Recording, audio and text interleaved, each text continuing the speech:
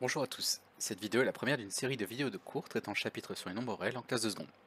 Alors, l'objectif de cette vidéo il est très simple, il consiste tout simplement à vous faire écrire dans votre cahier partie leçon tout le cours sur les nombres réels. Voilà, donc je vais vous rappeler un petit peu des consignes qui vous auraient été données en classe.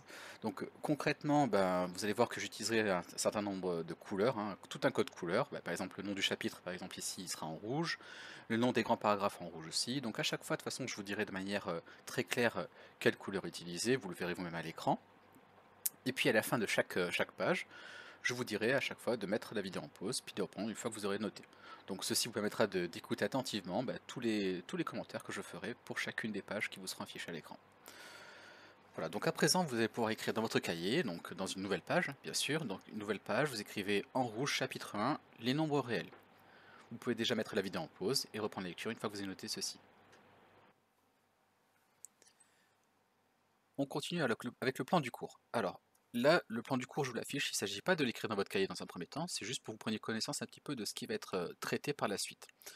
Donc dans cette première vidéo, on va parler des ensembles de nombres. Dans une seconde vidéo, on parlera d'intervalle de R et d'encadrement décimal à 10 puissance moins n près. Ensuite, dans la dernière vidéo, on parlera de valeur absolue d'un nombre réel. À présent, dans votre cahier, vous allez pouvoir écrire en rouge, grand 1, les ensembles de nombres. N'oubliez pas de souligner ce titre-là. Mettez la vidéo en pause, puis reprenez une fois que c'est noté. Alors, au fil de l'histoire, les mathématiciens ont pris progressivement conscience qu'il existait une infinité de nombres qu'on pouvait ranger en grandes familles, possédant des propriétés communes. Alors, la première d'entre elles que vous connaissez certainement, c'est celle des entiers naturels. Vous allez donc pouvoir écrire après ça en rouge définition. Vous n'oublierez pas après de souligner ceci en rouge. Un nombre entier naturel est un nombre entier, positif ou nul. L'ensemble des nombres entiers naturels est noté grand N.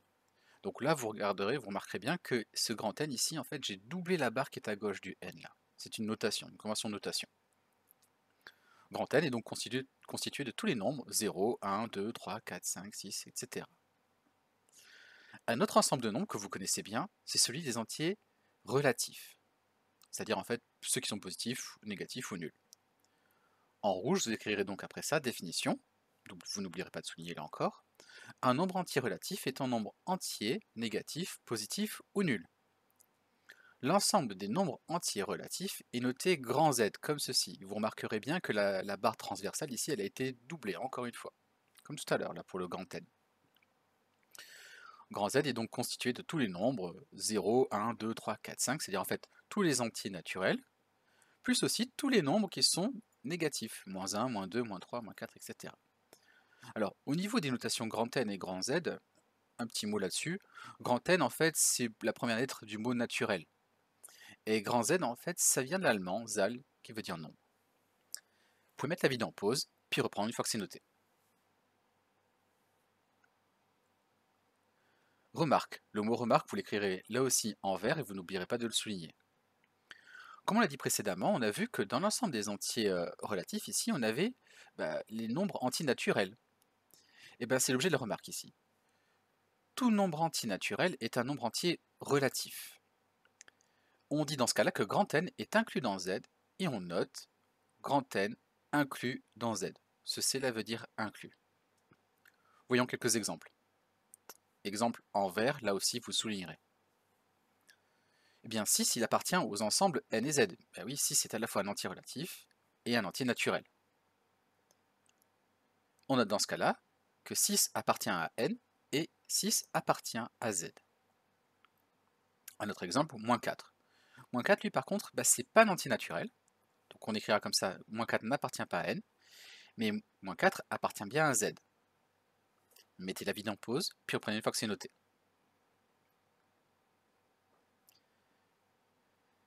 Définition. En rouge, vous n'oublierez pas de souligner ce mot.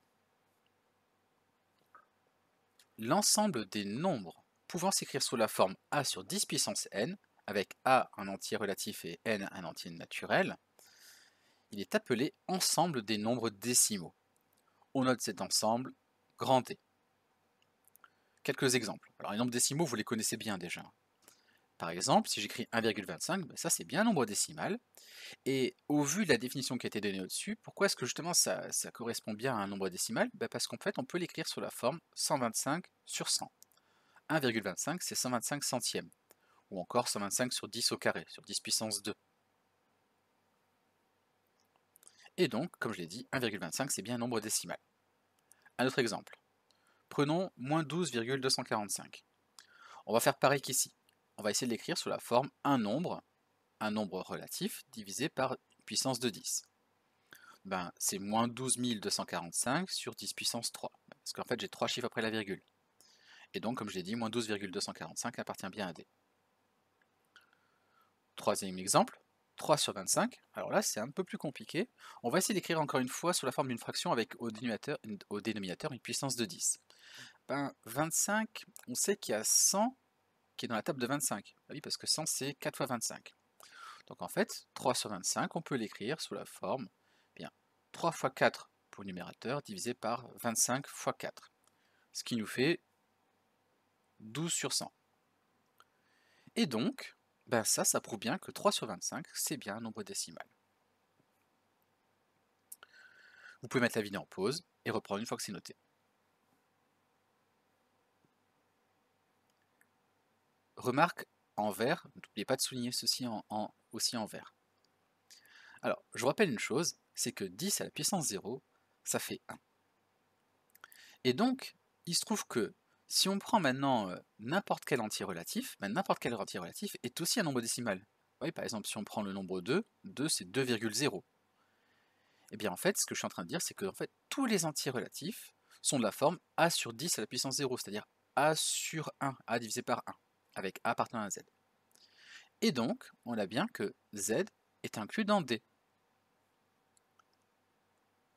Alors, une chose aussi qui pourrait nous aider, c'est le fait de voir z, plutôt pas z mais d comme l'ensemble des nombres dont la partie décimale est finie. Alors vous en connaissez un justement déjà, au moins un de nombres dont la partie décimale n'est pas finie, eh bien c'est le nombre 1 tiers. 1 tiers n'appartient pas à d.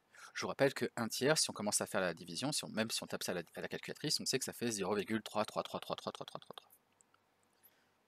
Mettez la vidéo en pause, puis reprenez une fois que c'est noté.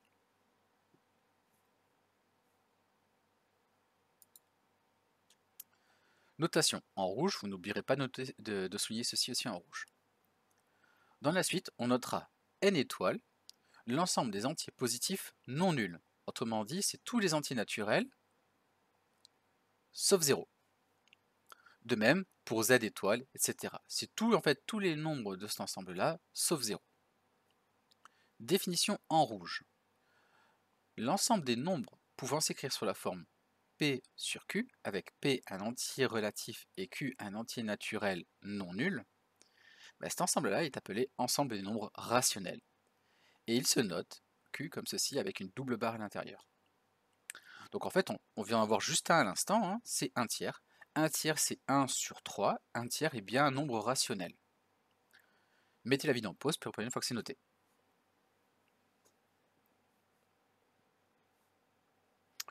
Exemple, comme je viens de le dire, 1 tiers c'est bien un nombre rationnel, mais on a aussi 2, parce que 2 c'est 2 sur 1, et donc 2 est bien aussi, donc on l'a dit, non seulement c'est un nombre antinaturel, c'est un nombre entier relatif, c'est un nombre décimal, mais c'est aussi un nombre rationnel. Autre exemple, si on reprend l'exemple de tout à l'heure, moins 12,245, on a vu qu'il s'écrivait sous la forme moins 12 245 sur 10 puissance 3. Ben, encore une fois, c'est le quotient de deux nombres, donc c'est bien un rationnel. D'ailleurs, vous remarquerez l'emploi du mot quotient, quotient qui commence par la lettre Q, comme ici. Et en fait, de manière plus générale, n'importe quel décimal est encore un nombre rationnel, et on écrit que D est inclus dans Q. Alors, il existe quand même des nombres qui ne sont pas des rationnels. On en verra une preuve certainement plus tard. Par exemple, racine carrée de 2. Racine carrée de 2 n'est pas un nombre rationnel. Il y a même une démonstration pour ceci. Et de même, pi n'est pas un nombre rationnel. Eh bien, ces deux nombres-là sont dits irrationnels. Mettez la vidéo en pause, puis reprenez une fois que c'est noté. Alors, maintenant, Que dire donc de tous les nombres qu'on connaît? C'est-à-dire, ici, on a vu qu'il y avait donc les nombres entiers naturels, les nombres entiers relatifs, les nombres décimaux, les rationnels, et puis même des nombres qui ne sont pas rationnels, des nombres qui sont irrationnels. Alors on va essayer un petit peu de qualifier tous les autres nombres, justement, tous les nombres qu'on connaît. Définition en rouge, vous n'oublierez pas de souligner ceci aussi en rouge. L'ensemble des abscisses des points d'une droite graduée est appelé ensemble des nombres réels. Cet ensemble se note grand R, et cette droite dont on vient de parler se nomme la droite numérique. Donc graphiquement, on va la représenter comme ceci. Donc, voici la droite qui représente l'ensemble de tous les nombres réels. Donc ici j'ai 0, 1, 2, 3, moins 1, moins 2, etc. On a aussi des nombres tels que racine de 2 et pi. On a vu tout à l'heure, ce sont des nombres dits irrationnels. Et puis on va imaginer qu'en fait cette droite, on peut la prolonger à l'infini, comme ceci. Et donc j'ai écrit là deux symboles. Le symbole ici infini, donc plus l'infini, et moins l'infini. Alors, juste une petite précision, le symbole infini ne représente pas un nombre. Ce n'est pas du tout un nombre, c'est juste un concept, une notation. Pour là, signifier qu'en fait on va continuer comme ça de manière indéfinie. Mettez la vidéo en pause, puis reprenez une fois que c'est noté. Alors, pour résumer tout ceci, on va un petit peu représenter tous les ensembles de nombres qu'on vient de voir dans cette vidéo.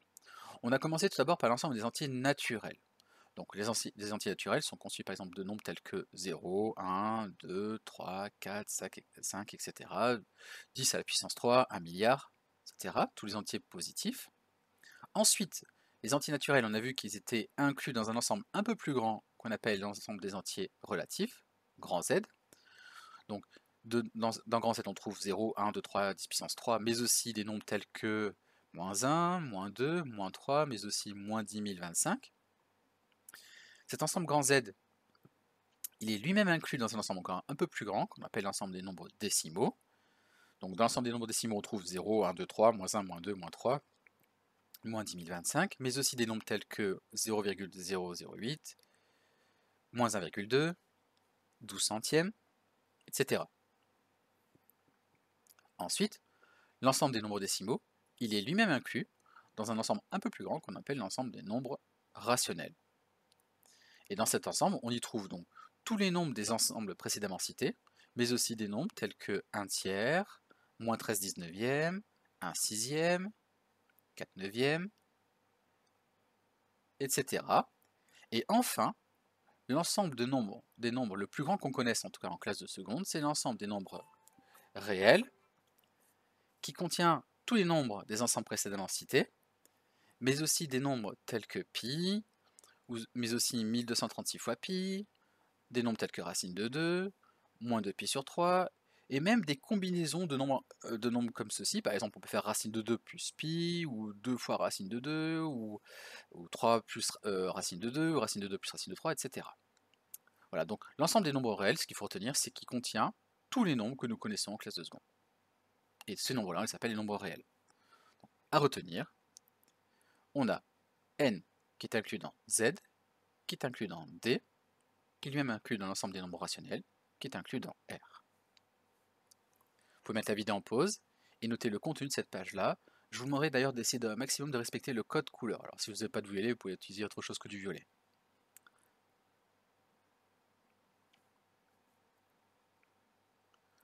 Voilà, cette première vidéo est à présent terminée.